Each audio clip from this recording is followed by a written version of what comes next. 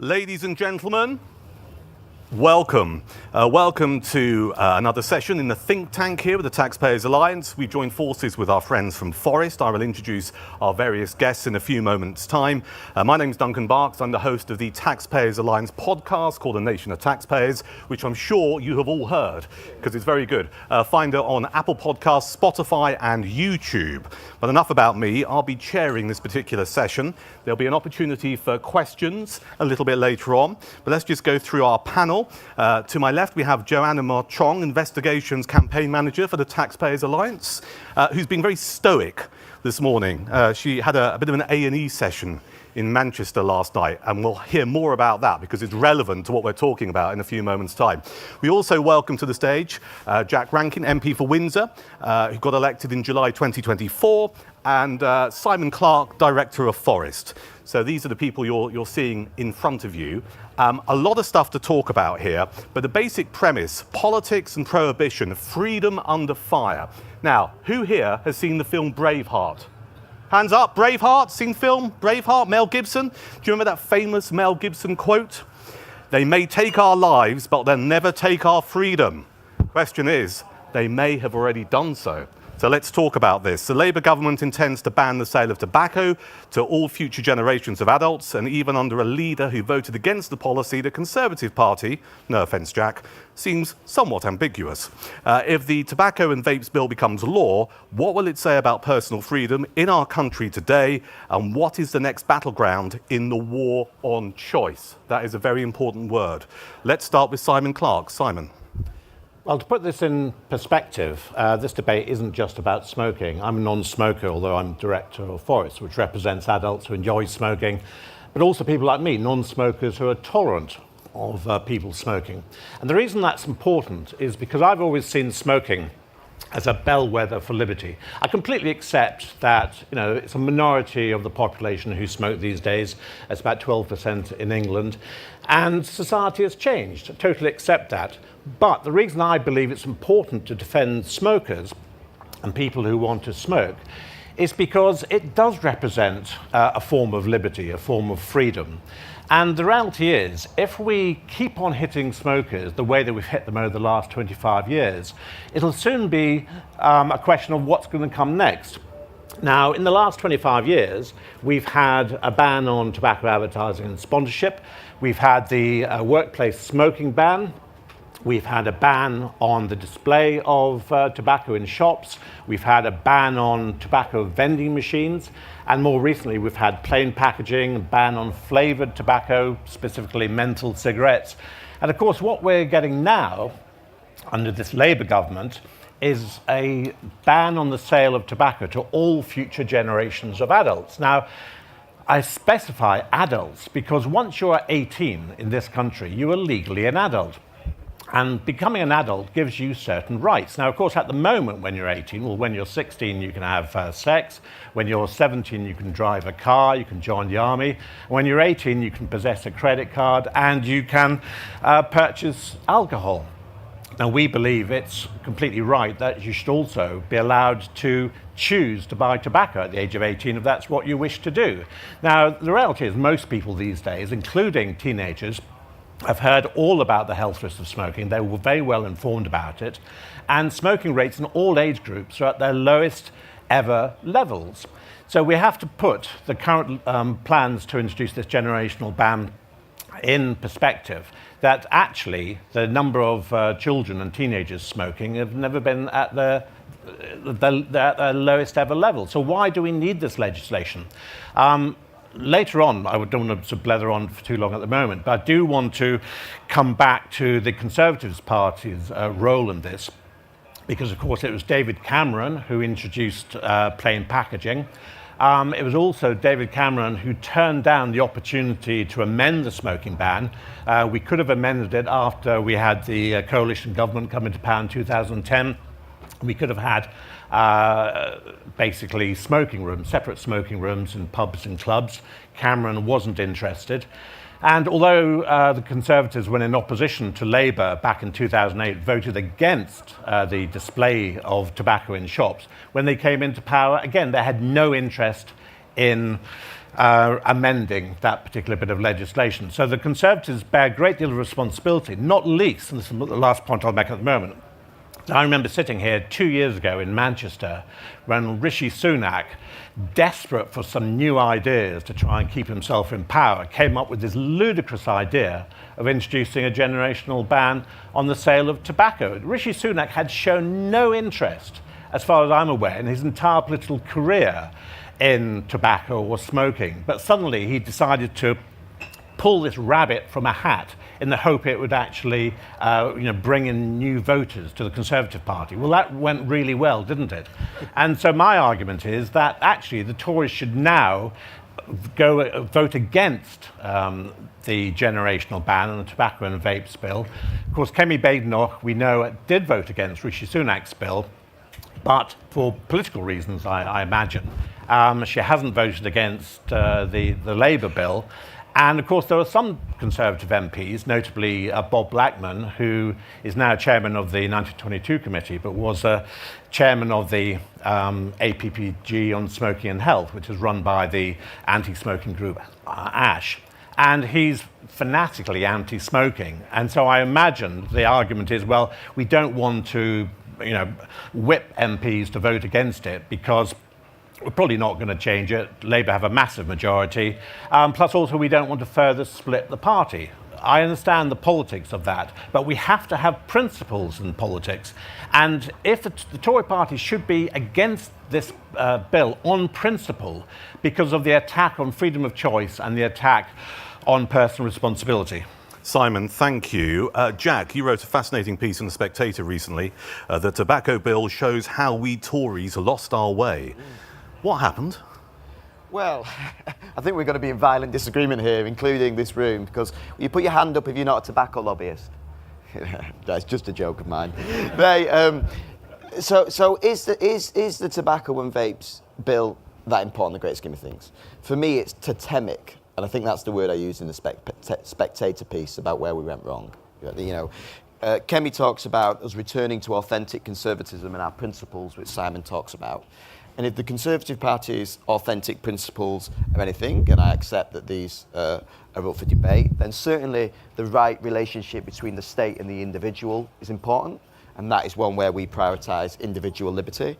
It's one where we prioritise personal responsibility. And I think it's one where, by and large, we let the free market, do what it should do. And when it comes to smoking, there's not a single adult in this country that I'm aware of that doesn't know that smoking is bad for them. So the government has done its job in terms of educating the public in public health, right? So then what is the responsibility beyond that? Well, I don't smoke like Simon, but if you smoked, then I don't want to bear the additional healthcare cost of your smoking. So we should tax cigarettes and tobacco products to a level that it pays for that socialised healthcare cost. Beyond that point, I'm making a moral choice on behalf of you as an individual.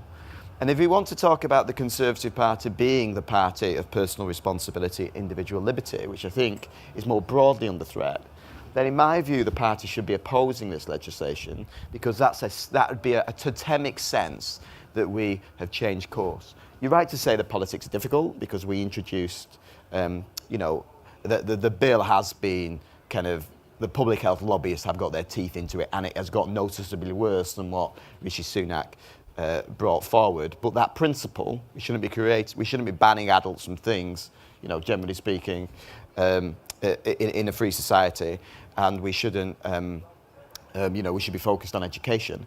And we should also not be creating two tiers of adults. Because let's just think about how ridiculous this is in principle. I'm talking about the generational ban. In 2053, we'll be asking an 18-year-old Saturday shop lad to be refusing to serve a 42-year-old cigarettes, but let them serve a 43-year-old cigarettes. That is patently and obviously absurd, and we should say so.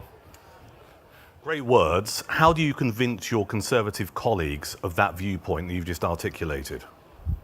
So I think there is a general view that we've been off course and we need to restore to these principles. And I think you've seen this both in yesterday's remarks on borders and today's on spending. There is a genuine desire to return to Conservative principles. So I don't think it's necessarily that we have to convince them. Bob is a slightly different question. With respect to Bob, there was a very close family member of his that died of lung cancer, and so it's personal for Bob, and I respect that. But I think there's Conservative MPs that know we're off course, and I've spoken to past ministers who voted for it when they were ministers, and they just feel like, they voted for this, a year ago. They'd look absolutely silly doing it again. But I don't think we're going to change their mind on that for that optical reason. But I think in terms of the broader principles, the Conservative Party is moving a long way back to its foundations. Let's just spend a few more moments on the last 14 years, because if you look back, it was David Cameron who introduced plain packaging. Simon mentioned this earlier. Theresa May set the target of 2030, England being smoke-free.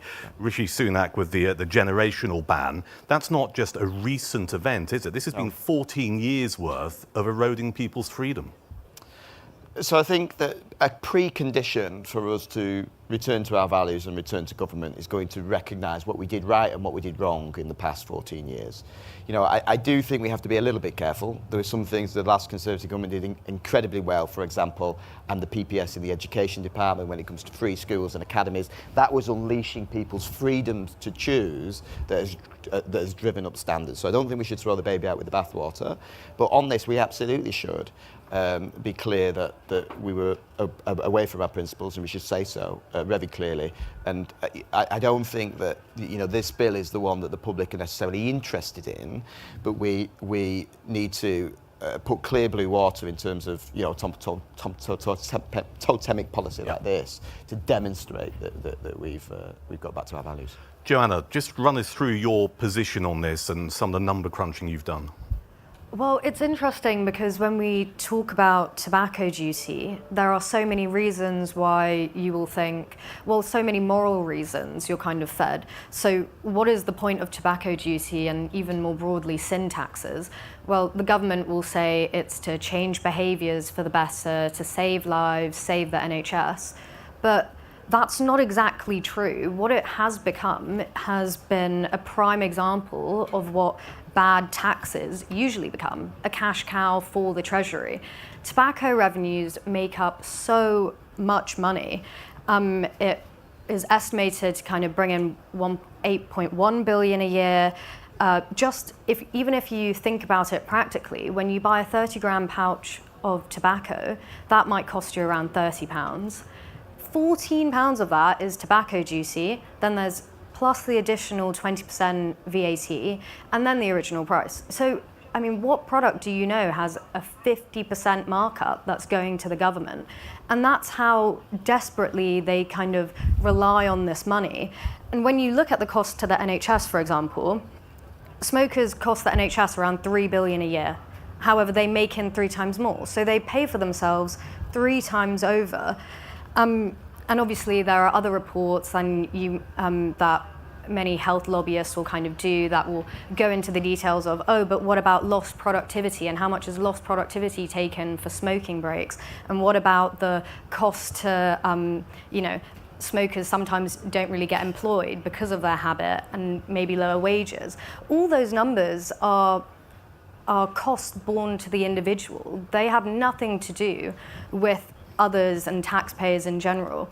So if, again, we go back to choice, and if that's what someone wants to do, if they want to accept a lower salary because they know they have to have cigarette breaks or so be it, that is, again, their choice. And also, it's fundamentally like when you put together the numbers and they're completely estimated, they're very vague and also extremely large most of the time to kind of drum up the point. But even the principle behind that, are you going to mock up the cost of lost productivity for people with really weak bladders to go to the bathroom all the time? It's the same thing, isn't it? So yeah, when we look at it, we also have to remember that the government are making these decisions for practical reasons as well. Reeves in her autumn budget last year said that she was putting up hand-rolled tax duty on hand-rolled tobacco to about 12% above the retail price index for inflation. So when you look at the sheer amount that they are committed to increasing it every single year and every single budget, they are just trying to raise revenue, and it's not working out for them because illicit trade. Yeah, so just on this point, I know KPMG reckoned that about a quarter of cigarettes in the UK were illicit cigarettes. And I understand in Australia that's nearly 50% now. They have to be pretty careful what they wish for. I was a little bit skeptical of those figures, but I went on a mystery shopper exercise with a couple of Met police detectives in my constituency to try to investigate this. And I kind of said to them in advance, I said, you know, this is Windsor, right? I represent, broadly speaking, pretty prosperous villages in and around Windsor Great Park, right? You think, what's the illicit tobacco trade there? This is not, you know, perhaps, you know, I don't know, central Birmingham, perhaps, right? You might have that assumption. So we did some mystery shopping. We went in, you know, all the kind of off licenses, all the kind of, you know, these vape kind of shops that popped up. Almost all of them were selling illicit tobacco. Almost all of them were selling illicit vapes, right? You know, it is everywhere. You could go on a local Facebook group and you could put in a message and meet someone. And we met somebody, you know, to buy illegal cigarettes in a car park in central Windsor, right? This is absolutely everywhere. So you think about, even in Rachel Reeves's terms, just raising revenue. I think the Treasury's own figures say they've got a £2 billion revenue gap from what, you know, should be brought in from tobacco that isn't. So we've just got a good old-fashioned, well, the taxes are too high, people are going to dodge them kind of message. So not only is there a principal point, there's a practical one as well, and it's everywhere. Simon Clark. Yes, I mean, Jack's absolutely right. And it emphasises that this legislation is ideological. It's got nothing whatsoever to do with public health. People are not going to quit smoking or not take up smoking as a result of this bill. What will happen is it'll simply drive the black market. People will be driven to the black market where they can buy their cigarettes and tobacco for at least 50% of the recommended retail price in the shops. Now, it's interesting, at the Reform Conference, we had a similar panel and we discussed the same issue. And somebody in the audience said, well, actually, surely this is good, because if you're driving people to the black market, people can get cheaper cigarettes, and that's good. And somebody on our panel, Claire Fox, Baroness Fox, made the reasonable point that, hang on a sec, smokers don't want to be driven to the black market. Nobody wants to buy illegal tobacco. But the reality is, for a lot of people, particularly people from poorer backgrounds, if you introduce punitive taxation, I mean, again, I take Jack's point he made earlier about the need to have high taxes on tobacco. I'm not disputing that. What I am disputing is what's happened over the last 15, 20 years, where the tax has become punitive. It's there to punish smokers. And the people it really punishes are those people from poorer backgrounds. Now, in the past, I have to say, the Conservative Party hasn't taken a great deal of interest in people from poorer backgrounds. That's the big Labour thing. But actually, Labour have been very happy to embrace these very high, very punitive levels of taxation. I mean, at the moment, a pack of cigarettes, basically about 80% of that price goes to the government. So you could almost say the tobacco industry has been nationalised by the government, because a lot of this money is going directly to government. And again, this has to be addressed. But one last thing I want to say about this issue of people from poor backgrounds is that one of the arguments in favour of this and other anti-tobacco legislation is that politicians convince themselves it will encourage people either not to smoke in the first place or to quit. But it's not government's job to force people to quit. And I'll take you back to 2004, when we had a Labour government, and the Health Secretary at the time, John Reid, very interesting character. He represented a very poor constituency in Glasgow, probably one of the poorest constituencies in the country. And he gave a speech. Now, bear in mind, this was before the legislation was introduced for the workplace smoking ban. John Reid was not in favour of a comprehensive ban. He gave a speech in 2004 when he said that if you are a single mother living on a sink estate in Glasgow, then having a cigarette may be one of the few pleasures that you get during the day. Now, that's not something I could ever have said because I'm not from that background. But for John Reid to say it, and he knew his own constituency, that was very powerful. But instead, what we've seen since is successive governments and politicians trying to force people to give up smoking, even though it might be one of the few pleasures and one of the few comforts they actually have. And my argument is that instead of forcing people to quit smoking, and we know that the vast majority of smokers these days are from lower socio-economic backgrounds, let's try and improve the environments in which those people live. A few years ago, we heard a lot about levelling up.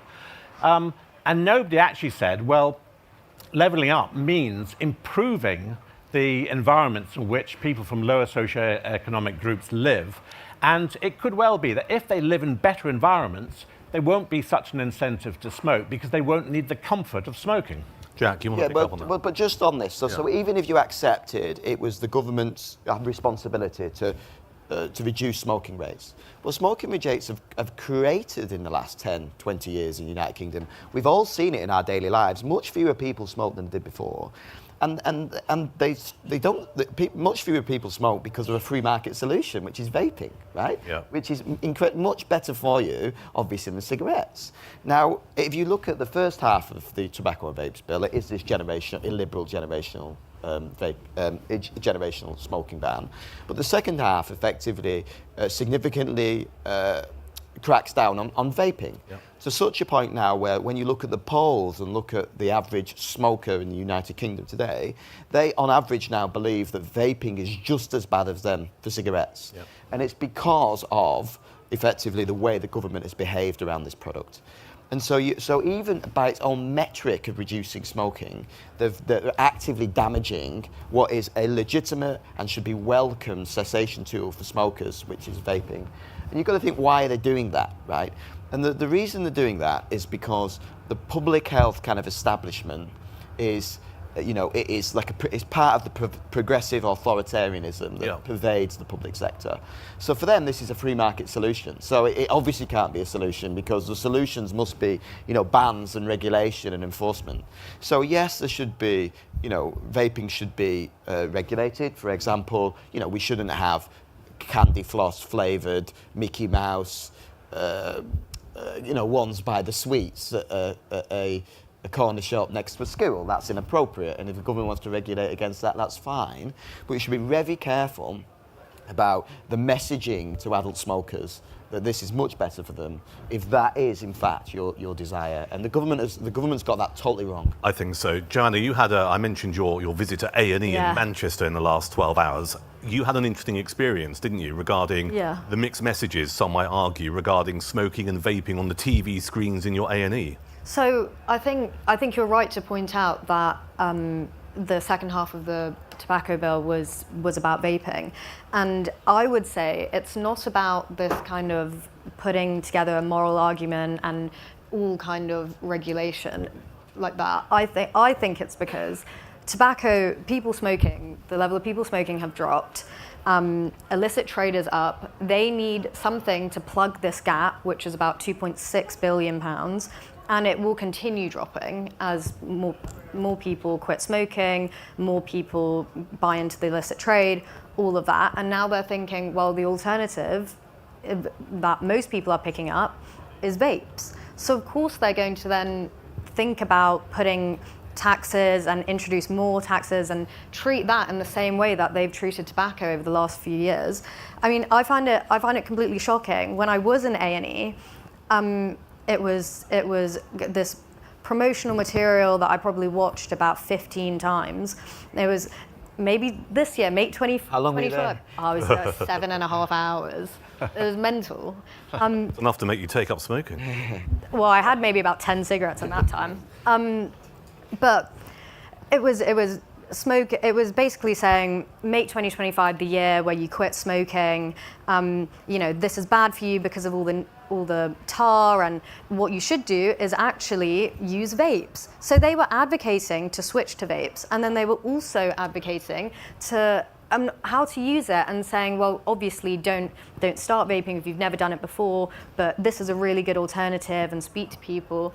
But you can't you can't push a moral and kind of like health argument about inhaling things and flavors and what it's doing to your body and this kind of health nation, but then also advocate for it as well. Well, one of the amendments we tried to table to the Tobacco and Vapes Bill effectively tried to carve out some of the advertising bans. So as I understood the Tobacco and Vapes Bill, which was presented to the Bill Committee, was that it would ban such advertisements because that's advertising vapes. So we tried to carve out in one of our amendments effectively, and this was at the behest. We were receiving representations as a Bill Committee from NHS trusts who had given their smoking cessation contracts to vaping companies, right, for exactly this reason, right? And then NHS trusts were writing to us saying, well, this would prohibit, this.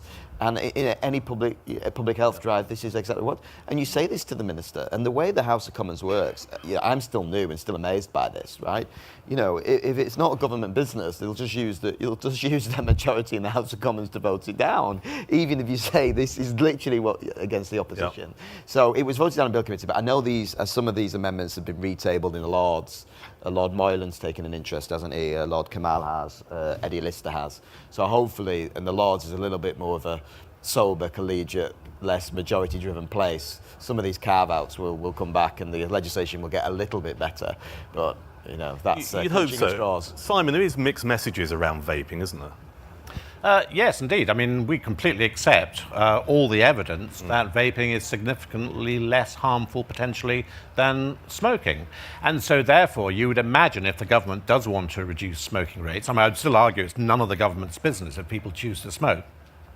But if they want to reduce smoking rates, then rather than forcing people to the black market or introducing more and more bans, which essentially is creeping prohibition, and the reality is prohibition doesn't work. There have been enough examples of prohibition over the years, most famously the prohibition of alcohol in the United States, that we know prohibition doesn't work because the criminal gangs moved in and they take over the market. And again, in Australia at the moment, there are these tobacco wars taking place with criminal gangs involved. And of course, once criminal gangs get involved, there's a war between the criminal gangs. And we're seeing retailers being firebombed and all sorts of things. And people say, oh, that's just Australia. That'll never happen over here.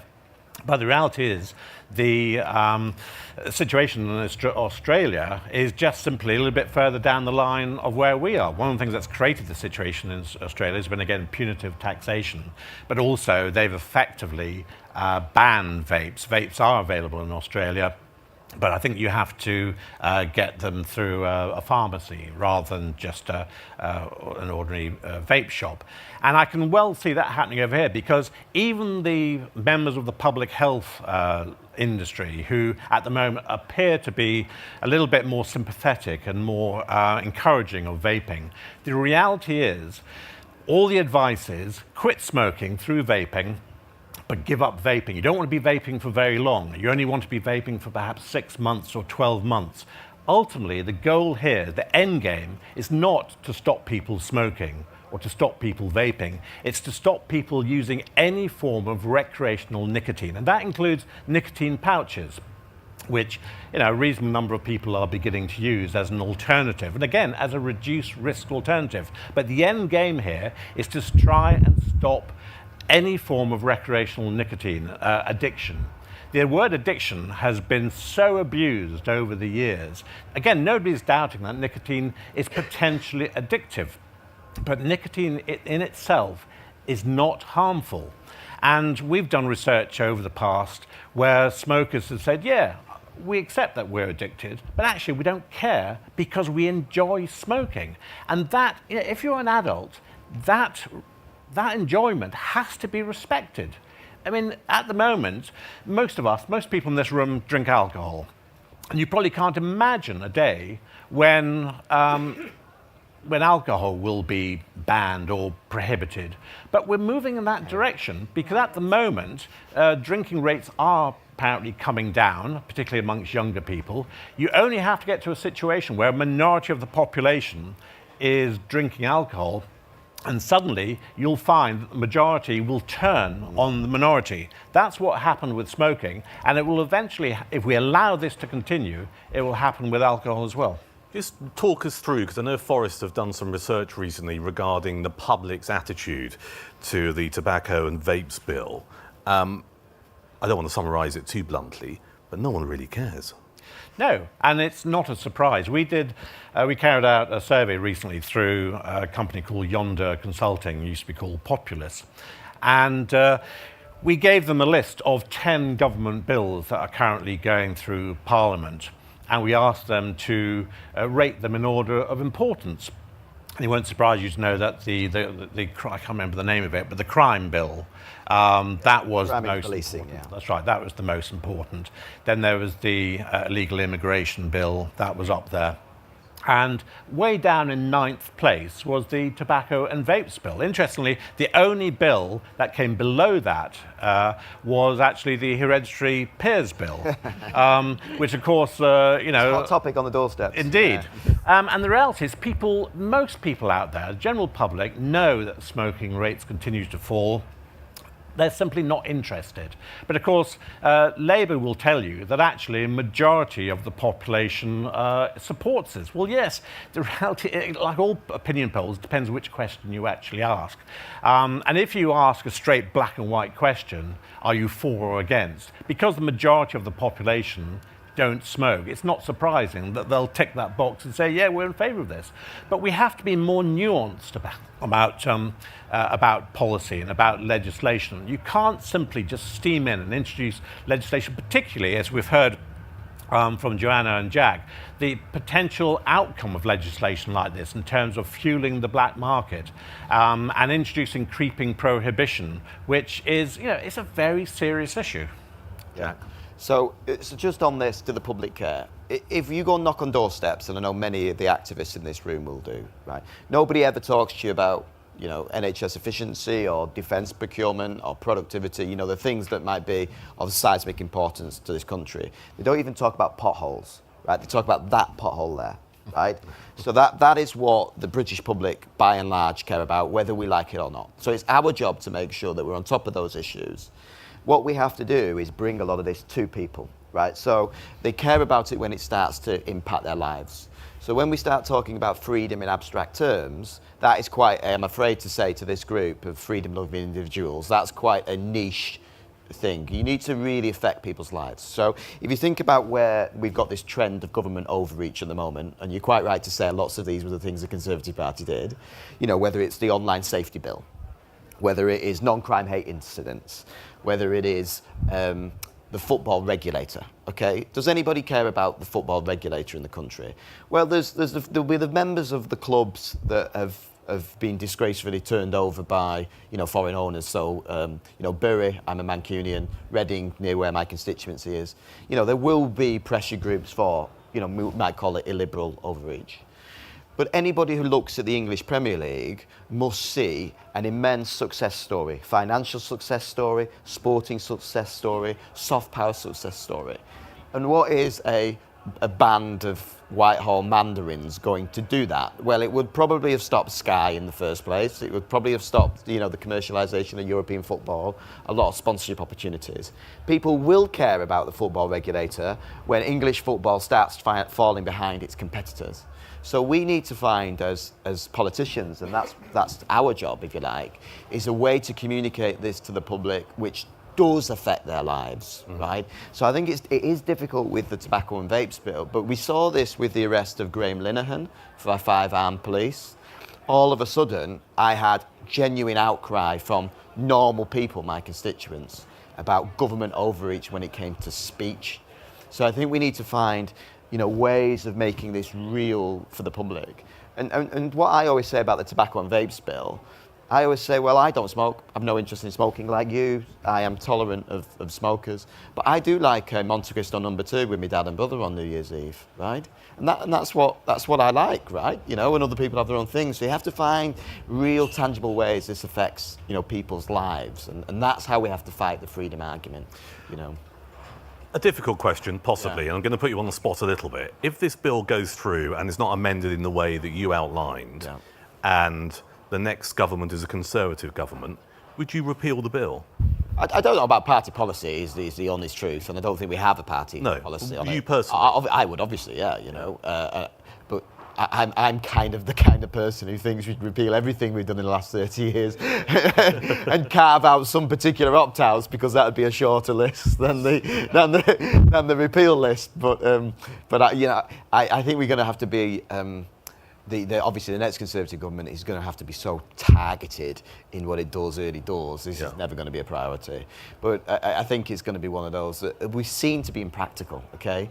Because I used the example in 2053, but are we really going to say in 3 or 4 years' time a 23-year-old can not have cigarettes and a 24? It's going to be seen to be absurd and in the modern country anyway. So I think it's probably one of those. But you're right, it is absurd and people know it's absurd, but of course rather than repealing that idea, we're already getting people, both in the public health industry and in Parliament, who are saying let's go the whole way, let's simply ban the sale of all tobacco products. And actually it's a Conservative peer, Lord Bethell, who has tabled an amendment in the House of Lords. If I'm wrong, somebody correct me, but I'm pretty sure Lord Bethell has tabled an amendment in the House of Lords for when this bill goes through the House of Lords to ban the sale of all tobacco products by 2040. Now that idea is not going to go away. I don't think it will be introduced at this stage, but they will keep coming back, and that's what their end goal is. It's total prohibition. So actually, this absurd idea, that you're absolutely right, Jack, the idea of a 29-year-old being allowed to buy tobacco, but a 28-year-old who might be only 2 or 3 days younger, who won't be, is absolutely absurd. It's completely unenforceable, unless, of course, that's maybe what the new national ID card might well end up being used for, to start controlling what products we're allowed to buy in shops. And I've absolutely no idea, no doubt at all, that the type of society we are in danger of creating is one where if you go into a shop to buy cigarettes, for example, not only will you have to produce an ID card to show your age, but you might have to produce a card to show how many packets of cigarettes you've bought in that particular week. Likewise, they'll move on to alcohol as well. How many bottles of wine are you allowed to buy in a week? It all sounds a little bit outlandish at the moment, but if you told anybody 30 years ago some of the laws that have been introduced over the last 20, 30 years, nobody would have believed you. No, I think you're right. We'll get to some questions in a second. Joanna, I'm just aware, so Simon doesn't smoke. Jack likes his Monte Cristo No. 2 on New Year's Eve. I have an on and off cigar habit as well. You're, compared to Simon and I, younger. Yeah. You're a smoker. Yes. And me. Well, you're younger as well. But you're not a regular smoker like Joanna is, so I'm just interested in the view. How do you perceive what the governments have done regarding smoking, being a younger person? Do you feel you're some kind of pariah in society? What's your take? I always say this to people. I look quite young anyway, so whenever I go to buy any kind of nicotine product, I always get kind of these judgmental looks, or if I'm outside smoking, I always do get kind of judgmental looks, which is kind of fine. It doesn't really play a part in whether I do it or not. But the one thing that really, really annoyed me were the plans to ban smoking in pub gardens, outside nightclubs, near parks. That it's already really, really difficult to comfortably smoke outside. You're always worried about who's walking around, kids, can I drop my cigarette butt, like all of that kind of stuff, nearby bin. So it's more the way legislation has progressed, and even ideas around smoking has progressed. It's seen as such a dirty thing. And when the first set of kind of like legislation saying we're banning indoor smoking, for example, if you look at it from then, it's just been pure mission creep and the goal shifting each time. Before the reasoning was that, well, it's a closed space, other people, you don't want to affect other people, so it's going to be banned indoors but fine outside because of whatever. But now it's just gone too far where even smoking outside is policed, where in my opinion, I think if I'm having a cigarette outside or if I'm using a vape or I have the nicotine pouches, that really will not affect anyone to the point where, this idea of secondhand smoke is really gonna get to you. There was this absurd thing on this.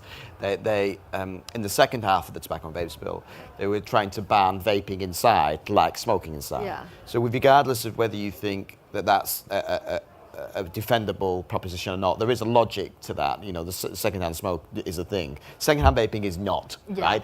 So they were suggesting that you do it the same way. And I said, what? So where are the vapors going to vape? In the smoking shelter. so you've got this like free market solution which actually helps smokers who smoke, who want to quit, quit of their own volition, and you're going to put them in the smoking shelter. Have you read this stuff? Have you thought this thing through? And that's what this is. Just, legislation that comes out of the House of Commons. I said this on the floor of the House of Commons, and people were shocked. I said some of the stuff that comes out of here might as well be written in crayon. We might want to think about some of this stuff. Yeah. But yeah, that's what this bill does. It puts vapors into smoke shelters. But one thing I would say... That's already happening. Yeah. But you asked earlier about Jack. I don't think it really answered your question. You raised vaping. And I said we're very supportive of vaping and other reduced risk nicotine products. But I have to say, there are a lot of vaping groups who have become incredibly holier than thou about vaping. They think nothing of throwing smokers under the bus. And I think they're very short-sighted because they don't seem to understand that once smoking has been driven out of society, and once we have this so-called smoke-free society, the public health lobby will come after vaping. They're next. And I believe it's absolutely important that anybody who believes in freedom of choice and personal responsibility, we all work together. We band together. We can't afford to be sort of fractured into different and smaller groups. I've even seen recently a company that sells both pouches and e-cigarettes actually turned on e-cigarettes. And you're thinking, hang on a sec, the nicotine industry is beginning to eat itself here. We're all in this together. If we believe in freedom of choice and personal responsibility, we must work together.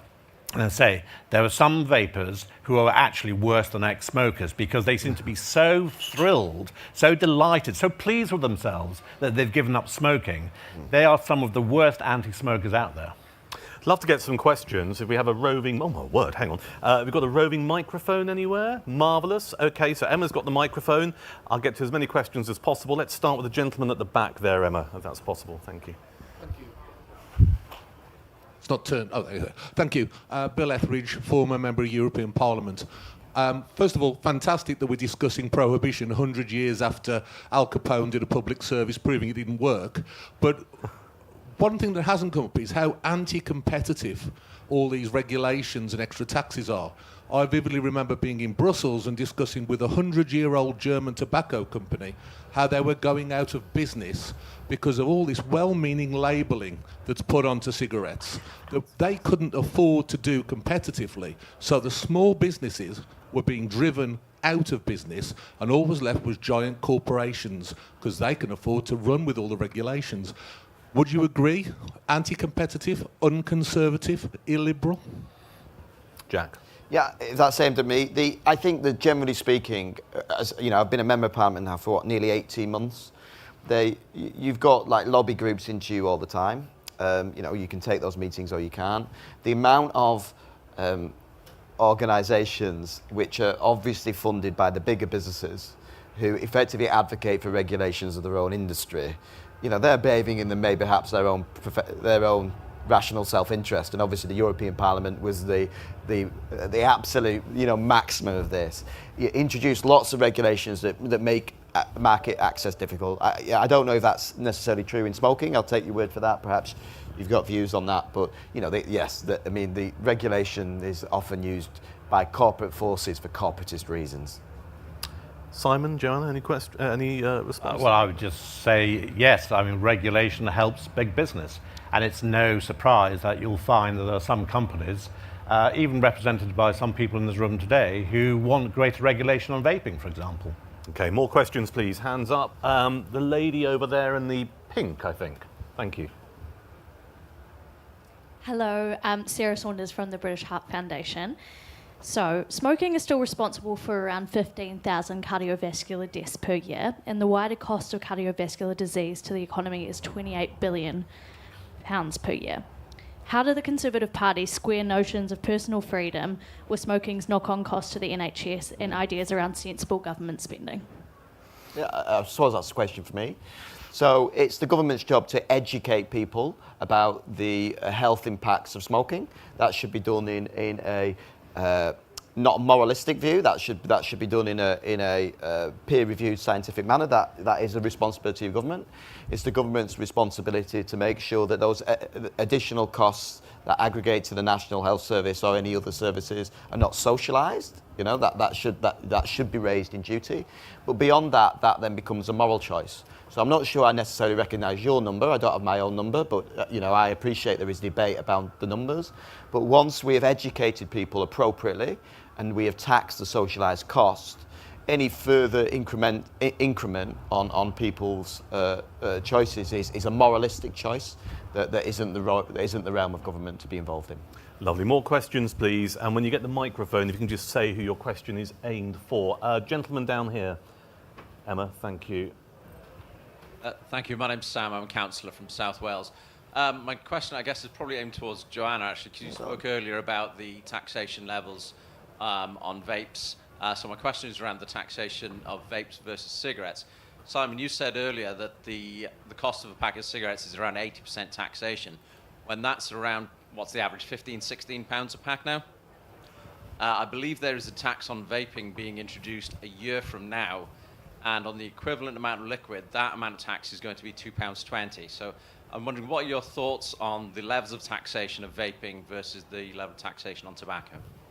Well, as I kind of touched on before, I would say it's only the beginning. So I could have predicted the way the tide was turning on this whole issue, because as we've already noted, the government have now backed themselves into a corner to say that they want to be completely smoke-free, a society completely smoke-free. But the alternative that was introduced now has to raise the revenue that they were making before, because they can't go without, considering all the other things happening in Reid's budget and the economy right now, they can't really seem to go without another 9.6 billion or around 8 billion. So I would say this is literally the starting point, and I wouldn't be surprised if in the next 10 years they get what they want, and vaping will be, taxation on vaping will kind of reach the same levels it has before. And not only will the taxation rise, also the way we treat it. So where we're allowed to vape, how we get our products as well, like all of that will kind of, I think it will be a complete, very much parallel. Simon, do you want to add to that at all?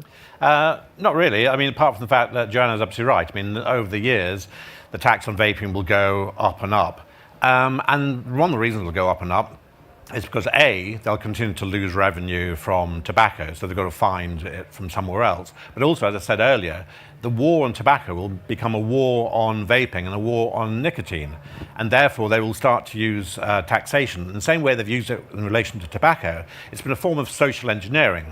It's been designed to basically force people to give up if they possibly can. They'll do the same with the vaping. And of course, all that will happen is it'll create a huge black market in vapes.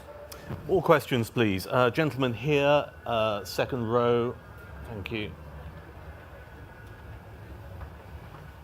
Thank you very much. Ken Cole from Windsor, constituent of Jack.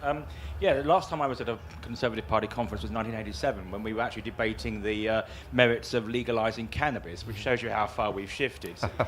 But unfortunately, we lost that one. But the issue is, to see whether this is probably for Jack or Simon. No disrespect to you, Joanna. Joanna might have a view on this as well. Is the impact? Has anyone actually done an impact assessment now on the lost revenues to the Treasury created by this? Because you said everyone's talking about the black market. The black market's booming, and you can get a lot stronger things than in shops around where I live in your constituency than tobacco and alcohol. So, what's the general loss to the Treasury? Because this is this £2 billion gap. Mm-hmm. It must be a fortune, and surely if we can actually bring things into the public, we can control them. We can actually regulate and educate through. So, Ken, you mean on the illicit cigarettes? Yeah, illicit cigarettes. So from the KPMG illicit market review report, I think they had it down as 1.4 billion lost in tobacco levies, and I think it's about 400 billion more in VAT. So the gap on illicit tobacco is 2 billion. But obviously, as you continue to hike this up as they are, I think the prevalence of this, if you look at Australia, which is a few years ahead of us, there's nearly double the amount of illicit tobacco we have. So I think we have to be very careful in revenue terms. On cannabis, briefly, one of the things that I struggle with some of my colleagues there's colleagues that want to ban cigarettes and legalise marijuana. And I appreciate that lots of us have different world views, right? But I just don't see how that's internally self-coherent. I find it incredibly amazing. You have these progressive politicians who are very liberal on quite hard drugs, and then when it comes to cigarettes, treat them incredibly illiberally. And I find that I can't quite get my head around. No, it's absurd. More questions, please. I'll do some people over here because I've been slightly biased over here to the right. Who would have thought it? So put your hands up, please. Gentleman there, and then I'll come to you, sir, in a sec. Thank you. Ivan Murray Smith. I'm a councillor in Great Yarmouth. Going to the internal consistency question, the question I wanted to ask all along is, how do we square the consistency with a more liberal view towards tobacco, but then the prohibition on cannabis? A lot of people would say, I smoke cannabis, I've never smoked anything, but there are people who will say, I smoke cannabis recreationally, I'm responsible, I pay my taxes, etc., etc. I'm not stoned when I go to work. Why shouldn't I be able to? How do we address those who would challenge us and say it's internally inconsistent to say, well, you can smoke certain things but not others? Thank you. Simon. It's a difficult one. I don't know enough about cannabis, I have to say. My understanding is you'd find it quite difficult to carry out your job under the influence of cannabis. In the same way, you couldn't drive a car under the influence of cannabis. Whereas, just like you can't drive a car under the influence of alcohol. You can drive a car smoking tobacco. There's been talk about banning smoking and driving for years, but actually there is no evidence that anybody's more likely to have an accident if they happen to smoke while they're driving. So that's where I would sort of see that there is a difference, but I just don't know enough about it, I'm afraid. Okay, Jack? The pure libertarian view, I suppose, if you're going to use you're going to stick in kind of philosophy is you could apply what I've said to almost any drug under the sun, effectively. There is a value judgment in politics about where the effects on an individual and the addiction and what it does on wider society starts to become the concern of us collectively, right? And obviously the harder drugs, the effects on society is incredible, and I think that then starts to outweigh the personal right of the individual. But I appreciate that that's a value judgment, and I would put cannabis on that side of the fence personally. But I appreciate that is a value judgment. Can I just add that I realised many years ago that I wasn't a true libertarian because I was invited to speak to a Hayek Society group at Oxford. And they all wanted to legalise every single drug, including heroin. So I thought, no, I'm bailing out at that stage. So clearly there has to be. I'm a classical liberal, not a libertarian. Yes. What you say to Joanna. Yeah, I was going to touch on that, where often when we enter these discussions, and then it's like, oh well, why don't cannabis and then every other drug, because there are people that can use it responsibly. I don't know enough about it, to be fair, in order to make a coherent answer, but it is one of those things where I think it is a fine line, and also the nature of cannabis is very different to having a cigarette and what you can do, and also psychological effects. Yeah, I mean, just speaking as a member of Parliament who has constituency surgeries, the constituency surgeries are actually much more unpleasant than I kind of realised, because my office, quite effectively deal with people's concerns via email and correspondence. So usually the surgeries are then people who've got multifaceted problems, housing issue, mental health issues, send kids. Almost invariably there's a cannabis problem in there, right? So I'm seeing that as something which is much more pernicious to society. So it does concern us all. It's not just a matter of personal choice like a cigarette, where if you smoke it doesn't affect me in the blindest bit of difference. Okay, we've only got 2 minutes left, so sir, I did promise you could ask your question. If you could keep it as brief as possible and the answers brief as well, that'd be fantastic. Thank you. Sean Kelly from Northern Ireland. I remember two factories in Northern Ireland used to manufacture cigarettes. Gallagher's used to be in Belfast and Gallagher's in Ballymena. Closed by Gallagher's in Belfast and eventually closed one in Ballymena. And lorries used to be hijacked as cigarettes in Northern Ireland all the time, going to paramilitaries on the black market. And I remember when we used one day talking about this lorry was hijacked going from Belfast to Dublin, and it used to be a single carriageway road by N1 and A1. And funny enough, they had to put them on the boat to go from Belfast to Liverpool and back from Liverpool to Dublin, because of being hijacked. Even trailers was even hijacked in the docks. Somebody come in with a lorry, took a trailer out, load of cigarettes. So I think that gets us back into the black market argument, doesn't it? Which I think we have to, when we set the law, we have to look at human behaviour, right? Any kind of conservative thing has to go, right, well, what is the impact in real life, right? And obviously when you get taxes to such an extent that it diverts to black activity, then we should be having a look at ourselves. Listen, ladies and gentlemen, thank you for your time. We are out of time. Please thank our panel, Simon Clarke from Forest, Jack Rankin MP, and Joanna Marchong from the Taxpayers Alliance. I've been Duncan Barks. Thank you for attending, and keep supporting the TPA. Thank you.